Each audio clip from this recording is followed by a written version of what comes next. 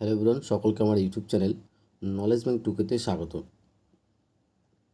আজকে আমি তোমাদের ক্লাস 7-এর পরিবেশ ও বিজ্ঞান রায়মার্টিন প্রশ্নবিচিত্রার পরিবেশ ও বিজ্ঞানের যে 11 নম্বর স্কুল, দ্বিতীয় পর্যায়ক্রমিক মূল্যায়নের যে 11 নম্বর স্কুল কাটুয়া কাশিরাম দাস ইনস্টিটিউশন, এই স্কুলে যতগুলো কোশ্চেন আছে সমস্ত কোশ্চেনের অ্যান্সার আমি আজকের এই ভিডিওর মাধ্যমে তোমাদের বলবো। এবং তার সঙ্গে সঙ্গে বলবো, যদি তোমরা কেউ পিডিএফ নিতে যাও ক্লাস 7-এর সায়েন্সের, ঠিক আছে, তা আমরা এই হোয়াটসঅ্যাপ নম্বরে যোগাযোগ করতে পারো। হোয়াটসঅ্যাপ নম্বর হচ্ছে 8145150357, ঠিক আছে। এর ন্যূনতম মূল্য হচ্ছে 35 রুপিস পে করে কিন্তু তোমরা পরিবেশ ও বিজ্ঞানের কিন্তু নোটগুলো কালেক্ট করতে পারো, ঠিক আছে। এবং তার সঙ্গে ক্লাস 7-এর হিস্ট্রি এবং জিওগ্রাফিরও কিন্তু পিডিএফ কমপ্লিট আছে। এই তিনটে একসঙ্গে নিলে তার জন্য একটা ছাড় আছে, অফার আছে। তো যে পিডিএফ নিতে চাও তাহলে আমার এই হোয়াটসঅ্যাপে যোগাযোগ করো। কীভাবে পেমেন্ট করতে হবে সেটা আমি তোমাদের জানিয়ে দেবো, ঠিক আছে। এখন যেটা আলোচনার বিষয় হচ্ছে সেটা হচ্ছে 11 নম্বর যে স্কুল আছে সেই স্কুলের সমস্ত কোশ্চেনের অ্যান্সারগুলো নিয়ে আলোচনা করা। তার আগে বলবো, চ্যানেল নতুন থাকলে চ্যানেলটিকে সাবস্ক্রাইব করে নিও এবং তার সাথে সাথে পাশে থাকা বেল আইকনটি ক্লিক করে নিও, যেন পরের ভিডিও দিলে তোমরা সেই ভিডিওটার নোটিফিকেশন সঙ্গে সঙ্গে পেয়ে যাবো। ভালো লাগলে অবশ্যই বন্ধুর সঙ্গে শেয়ার করবে এবং কমেন্ট করে জানাবে, ঠিক আছে। তাহলে শুরু করা যাক। প্রথমে আমরা ফিজিক্যাল সায়েন্স অর্থাৎ ভৌতবিজ্ঞানের যে কোশ্চেনগুলো আছে সেগুলো নিয়ে আলোচনা করব। ফার্স্ট 1 নম্বর বলছে সঠিক উত্তরটি নির্বাচন করে লেখো। সঠিক উত্তরটি নির্বাচন করে লেখো। প্রথম কোশ্চেন বলেছে যে প্রদত্ত কোনটি সপ্রভ বস্তু। নিচে 4টা অপশান আছে, যে 4টা অপশানের মধ্যে কোনটা সপ্রভ বস্তু সেটা লিখতে বলেছে। সঠিক যেটা অ্যান্সার সেটা হচ্ছে অপশান ডি, তারা হবে। তারা হচ্ছে একটা কী বলতো, সপ্রভ বস্তু। তারপরে নেক্সট কোশ্চেন দেখো। নেক্সট কোশ্চেন বলেছে যে একটি বস্তুকে দর্পণের সামনে 0.5 মিটার দূরত্বে রাখলে বস্তু ও দর্পণ দ্বারা গঠিত প্রতিবিম্বের মধ্যবর্তী দূরত্বটা কত হবে। সঠিক অ্যান্সার হচ্ছে 1 মিটার। কীরকম, যে বস্তু থেকে দর্পণের দূরত্ব যদি 0.5 মিটার হয় এবং তাহলে দর্পণের দূরত্বটা প্রতিবিম্বের দূরত্ব কত হবে, 0.5 মিটার। তাহলে মোট দূরত্ব কত, 0.5 + 0.5 = 1 মিটার। সঠিক অ্যান্সার হবে সেটা হচ্ছে অপশান বি, 1 মিটার। নেক্সট 3 নম্বর, যে অ্যাম্বুলেন্স শব্দটিতে কয়টি অক্ষরের পার্শ্ব পরিবর্তন হয়। অ্যাম্বুলেন্স অক্ষরের যে কয়টি অক্ষরের পার্শ্ব পরিবর্তন সেটা কয়টি। সঠিক অ্যান্সার সেটা হচ্ছে অপশান এ, 9টি, ঠিক আছে। নেক্সট বলেছে কুয়াশা হলো। কুয়াশা হলো একটি ঈষৎ স্বচ্ছ মাধ্যম। সঠিক অ্যান্সার সেটা হচ্ছে অপশান বি, ঈষৎ স্বচ্ছ মাধ্যম।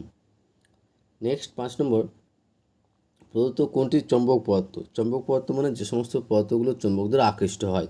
তো এখানে অ্যান্সার হবে নিকেল। অ্যান্সার হচ্ছে অপশান এ, নিকেল। নিকেল কিন্তু সব থেকে মানে চুম্বক দ্বারা আকৃষ্ট হয় বাকি 3টার থেকে। 6 নম্বর দেখো।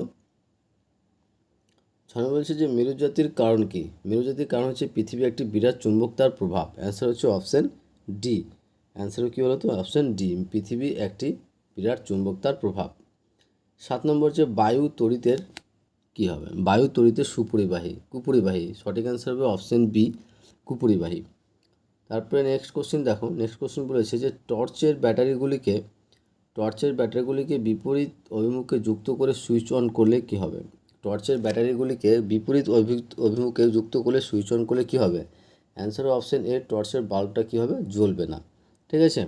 নেক্সট, প্রদত্ত কোনটি পরিবেশ বান্ধব শক্তি নয়। যে অপশানগুলো দেওয়া আছে তার মধ্যে যেটা পরিবেশ বান্ধব শক্তি নয় সেটা লিখতে বলেছে। সঠিক অ্যান্সার সেটা হচ্ছে অপশান ডি, জীবাশ্ম তেল থেকে প্রাপ্ত শক্তি। 10 নম্বর, যে কোন শক্তি উৎসটি পরিবেশে CO2 নির্গমন কমিয়ে আনে। কোন শক্তি উৎসটি পরিবেশে CO2 নির্গমন কমিয়ে আনে, সেটা হচ্ছে সঠিক অ্যান্সার হবে সেটা হচ্ছে অপশান সি, সৌরশক্তি। এইগুলো আমাদের সঠিক উত্তরটি নির্বাচন করার অ্যান্সার, ঠিক আছে। নেক্সট এবার আমরা শূন্যস্থানে পূরণ করার কোশ্চেনগুলি আলোচনা করব। শূন্যস্থানের প্রথম যে কোশ্চেনটা দেখো, ফার্স্ট যে কোশ্চেন বলেছে, ভেরি ভেরি ইম্পর্টেন্ট একটা কোশ্চেন, যে রংধনু সৃষ্টির জন্য আলোকীয় ঘটনা হলো ড্যাশ। সঠিক অ্যান্সার কী হলো, আলোর বিচ্ছুরণ। রংধনু সৃষ্টির জন্য আলোকীয় ঘটনাটি হলো সেটা হচ্ছে আলোর বিচ্ছুরণ। নেক্সট 2 নম্বর বলেছে ড্যাশ অঞ্চলে চুম্বকের কোনো আকর্ষণ ক্ষমতা থাকে না। সঠিক অ্যান্সার হবে উদাসীন অঞ্চলে কিন্তু চুম্বকের কোনো আকর্ষণ ক্ষমতা থাকে না। নেক্সট, এলইডিতে তড়িৎ শক্তি ড্যাশ শক্তি রূপান্তরিত হয়। এলইডিতে তড়িৎ শক্তি আলোক শক্তি রূপান্তরিত হয়, ঠিক আছে। সঠিক অ্যান্সার কী যাবে, আলোক শক্তি রূপান্তরিত হয়। নেক্সট 4 নম্বর বলছে আমাদের দেশে বিদ্যুৎ শক্তির বৃহৎ অংশ বিদ্যুৎ শক্তির বৃহৎ অংশ ড্যাশ পুড়িয়ে উৎপাদিত হয়। অ্যান্সার হবে কয়লা পুড়িয়ে কিন্তু উৎপাদিত হয়। ওকে, নেক্সট 3 দাগের কোশ্চেন অ্যান্সারগুলো বলার আগে তোমাদের বলবো, চ্যানেল নতুন থাকলে চ্যানেলটিকে সাবস্ক্রাইব করুন এবং তার সাথে সাথে পাশে থাকা বেল আইকনটি ক্লিক করে নিও, যেন পরের ভিডিও দিলে তোমরা সেই ভিডিওটার নোটিফিকেশন সঙ্গে সঙ্গে পেয়ে যাও। ভালো লাগলে অবশ্যই বন্ধুর সঙ্গে শেয়ার করবে এবং কমেন্ট করে জানাবে। তার সঙ্গে সঙ্গে বলো যদি পিডিএফ নিতে চাও তাহলে আমার এই হোয়াটসঅ্যাপ নম্বরে যোগাযোগ করবে। হোয়াটসঅ্যাপ নম্বর হচ্ছে 8145150357। ওকে, এর ন্যূনতম মূল্য রেখেছে কত? 35। পরিবেশ ও বিজ্ঞানের যে পিডিএফটা নিলে পিডিএফটা হচ্ছে 1 থেকে 12টা সেটের সম্পূর্ণ কিন্তু পিডিএফ কিন্তু তোমরা অ্যান্সার সহিত পাবে। পিডিএফটা কীরকম থাকবে সেটা দেখতে পাচ্ছ, ঠিক আছে? আশা করছি বুঝতে পেরেছ। এবার আসছি আমরা 3 দাগের কোশ্চেনগুলো হচ্ছে নিচের প্রশ্নগুলি অতি সংক্ষেপে উত্তর দাও। ফার্স্ট কোশ্চেন বলেছে যে একটি দর্পণের উপর আলোক রশ্মি লম্বভাবে আপতিত হলে প্রতিফলন কোণের মান কত হবে? সঠিক অ্যান্সার সেটা হচ্ছে 0 ডিগ্রি, ঠিক আছে? তারপরে বলেছে যে আলোর প্রতিবিম্ব কয় প্রকার ও কী কী? আলোর প্রতিবিম্ব 2 প্রকার, একটা হচ্ছে সৎবিম্ব, একটা হচ্ছে কী বলতো অসৎবিম্ব, ঠিক আছে? আলোর প্রতিবিম্ব 2 প্রকার, একটা হচ্ছে সৎবিম্ব, একটা হচ্ছে অসৎবিম্ব। নেক্সট 2 নম্বর কোশ্চেন বলেছে যে একটা অঙ্ক, ভেরি ইম্পর্টেন্ট একটা অঙ্ক, যে একটি চুম্বকের জ্যামিতিক দৈর্ঘ্য দেওয়া হচ্ছে 14 সেমি, তাহলে চুম্বকটির চৌম্বক দৈর্ঘ্য কত হবে? তো আমরা কি জানি চুম্বকের চৌম্বক দৈর্ঘ্য সমান হচ্ছে জ্যামিতিক দৈর্ঘ্য গুণিত 0.86 বা 86, ঠিক আছে? আমরা জানি যে আমরা জানি কি চৌম্বক দৈর্ঘ্য হচ্ছে জ্যামিতিক দৈর্ঘ্য গুণিত 0.86। তাহলে এখানে জ্যামিতিক দৈর্ঘ্য দেওয়া আছে 100 সেমি, তাহলে 100 সঙ্গে যে 0.86 গুণ করলে কিন্তু অ্যান্সারটা পেয়ে যাব। তো অতএব চৌম্বক দৈর্ঘ্য সমান কী হবে? 100 গুণ 0.86, আর গুণ করলে আমরা কত পাবো? 86 সেমি হয়ে যাবে। ওকে, নেক্সট বলছে চৌম্বক দৈর্ঘ্য কাকে বলা হয়?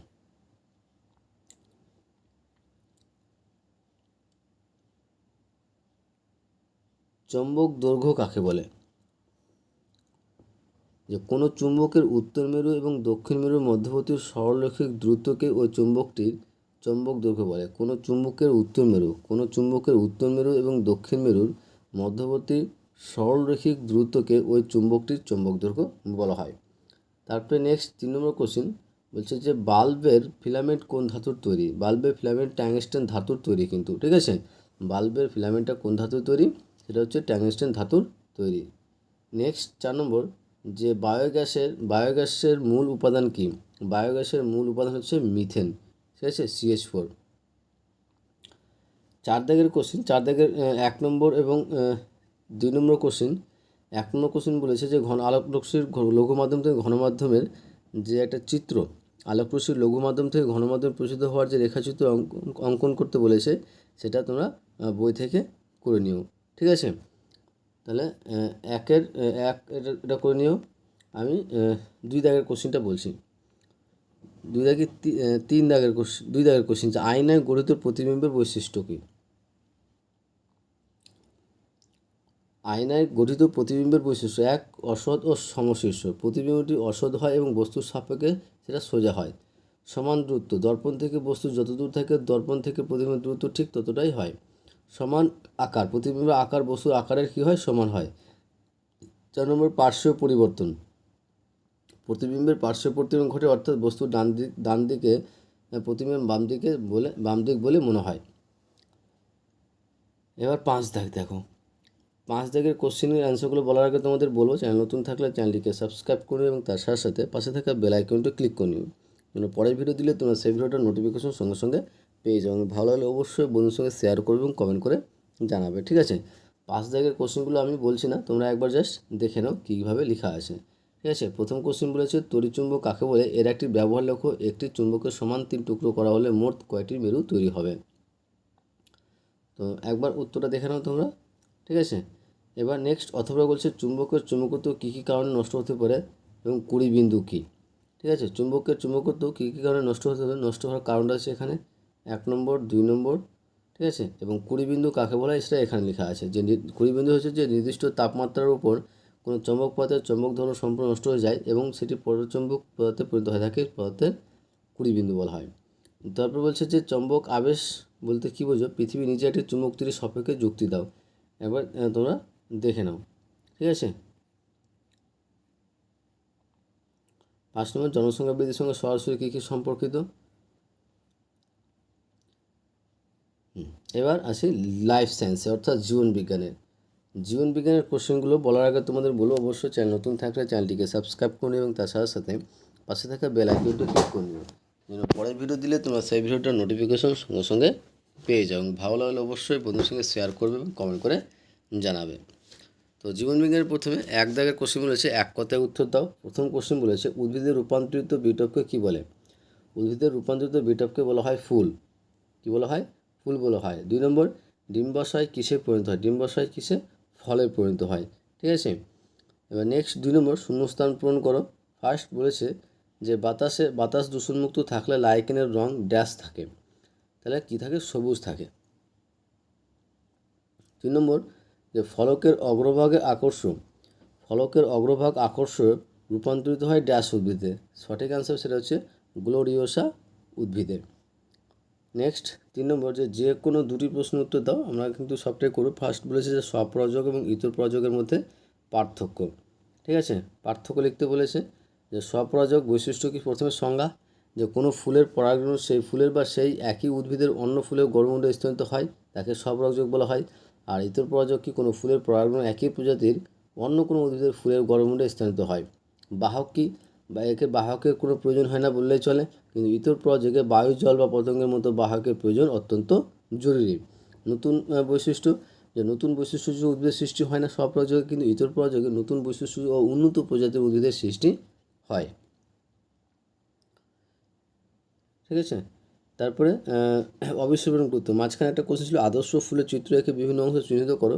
সেটা তোমাদের বইয়ে কিন্তু সুন্দর করে ছবিটা দেওয়া আছে। একটা আদর্শ ফুলের ছবি, জবা ফুলের ছবি দেওয়া আছে, সেটা এঁকে বিভিন্ন চিহ্নগুলো নাম লিখতে বলেছে, লিখে দেবে। 2 নম্বর কোশ্চেন, যে অবিশ্রবণের গুরুত্ব। 1 নম্বর কি? জল শোষণ। উদ্ভিদের মূলরমের সাহায্যে অবিশোষণ প্রক্রিয়া মাটি থেকে জল শোষণ করে। 2 নম্বর কোষের স্ফীতি। উদ্ভিদ কোষের রস স্ফীতি বজায় রেখে কোষের আকার ঠিক রাখতে এবং কাণ্ডকে খাড়া রাখতে সাহায্য করে। 3 নম্বর, পত্ররন্ধ্র খোলা ও বন্ধ হওয়া। পত্ররন্ধ্র সংলগ্ন রক্ষী কোষের স্ফীতি নিয়ন্ত্রণ করে গ্যাসীয় আদান প্রদানে সাহায্য করে। এই ছিল আমাদের 11 নম্বর সেটের সমস্ত কোশ্চেন অ্যান্সার। আশা করছি তোমাদের ভিডিওটা ভালো লেগেছে। থ্যাংক ইউ ভিডিওটা দেখার জন্য।